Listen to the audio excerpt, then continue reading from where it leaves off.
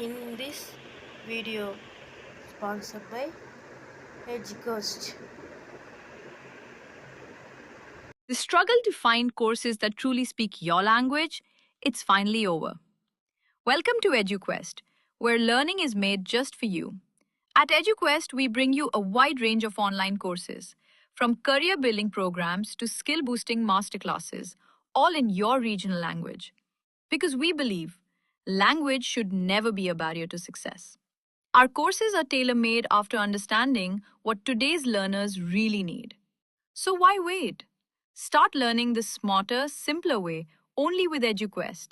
Visit eduquest.courses and explore your next course today. And hey, don't miss out on our exciting offers and promotions. அதே போல் சாப்பிட்றதுக்கும் செம டேஸ்ட்டாக இருக்கும். நீங்கள் காலையில் எழுந்து டிஃபன் பாக்ஸ் கட்டுறதுக்கு ரொம்ப ஈஸியாக இருக்கும்.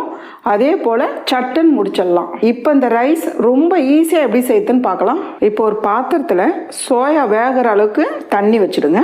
தண்ணி இந்த அளவுக்கு நல்லா சூடாகட்டும். நான் 100 கிராம் சோயா எடுத்திருக்கேன். இந்த அளவுக்கு தண்ணி கொதிக்கும் போது இந்த சோயாவை நம்ம இதில் சேர்த்துடலாம். அப்படியே ஒரு 3 நிமிஷத்துக்கு வேக வைக்கலாம். நடுவில் கலந்து விடுங்க. நான் ஒரு 3 நிமிஷத்துக்கு வேக வச்சுருக்கேன். நல்லா பஞ்சு போல் வெந்திருக்கு பாருங்கள். இதை போல் தான் இருக்கணும். இப்போ இதில் இருக்க தண்ணியை வடிகட்டி எடுத்து வச்சுக்கலாம். இதை போல் வடிகட்டிட்டு இது கூடவே பச்சை தண்ணி ஊற்றி நல்லா கழுவி எடுத்துருங்க. கொஞ்ச நேரம் ஆறுனதுக்கு அப்புறம் இது ஒரு பீஸாக எடுத்து நல்லா பிழிஞ்சு எடுத்துக்குங்க. உள்ளே தண்ணி நிறைய இருக்கும். இதை போல் பிழிஞ்சு எடுத்துக்கணும். இப்போ ஒரு மிக்ஸி ஜார் வச்சுக்கலாம். 2 டீஸ்பூன் அளவுக்கு மிளகு சேர்த்துடலாம். கூடவே 1/2 டீஸ்பூன் அளவுக்கு சோம்பு சேர்த்துடலாம். சின்னதாக ஒரு 4 துண்டு இஞ்சி, கூடவே ஒரு 7 பல்லு பூண்டு. இதெல்லாம் சேர்த்துட்டு தண்ணி விடாமல் அப்படியே அரைச்சி எடுத்துக்குங்க. இந்த அளவுக்கு கொரகொரப்பாக அரைச்சி எடுத்துக்குங்க. இப்போ ஒரு கடாய் வச்சுக்கலாமா. கடாய் சூடானதும் ஒரு 3 டேபிள் ஸ்பூன் அளவுக்கு எண்ணெய் சேர்த்துடலாம். எண்ணெய் சூடானதும் 1/2 டீஸ்பூன் கடுகு சேர்த்துடலாம். கூடவே ஒரு 1/4 டீஸ்பூன் அளவுக்கு ஜீரகமும் சேர்த்துடலாம். கடுகு வெடிக்கும் போதே 2 பச்சை மிளகாய் பொடியை நறுக்கினது இதை சேர்த்துடலாம். கூடவே கொஞ்சமாக கருவேப்பிலை சேர்த்துக்கலாம்.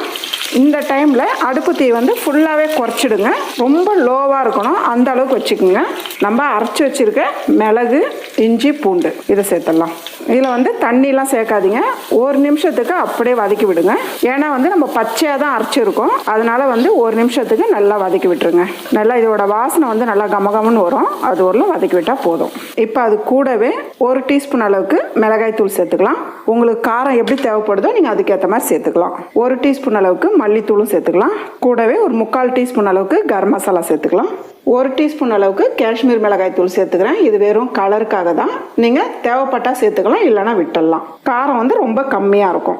கூடவே தேவையான அளவு உப்பும் சேர்த்துடலாம். உப்பு காரம் உங்களுக்கு எப்படி தேவைப்படுதோ அதுக்கேற்ற மாதிரி நீங்கள் சேர்த்துருங்க. எல்லாம் சேர்த்துட்டு நல்லா கலந்து விட்டுருங்க. இந்த அளவுக்கு நல்லா கலந்து விட்டுட்டு நம்ம வேக வச்ச மீல் மேக்கர் தண்ணி நல்லா வடிகட்டி எடுத்துருங்க. இப்போ சேர்த்துடலாம். சோயா சேர்த்துட்டு நல்லா கலந்து விடுங்கம்மா. இந்த அளவுக்கு நல்லா கலந்துட்டு இது கூடவே கொஞ்சமாக இந்த அளவுக்கு தண்ணி தெளித்து விடுங்க. தண்ணி தெளிச்சுட்டு நல்லா கலந்து விட்டுட்டு ஒரு 5 நிமிஷம் நம்ம மூடி வைக்கலாம். நடுவில் எடுத்து கலந்து விடுங்க.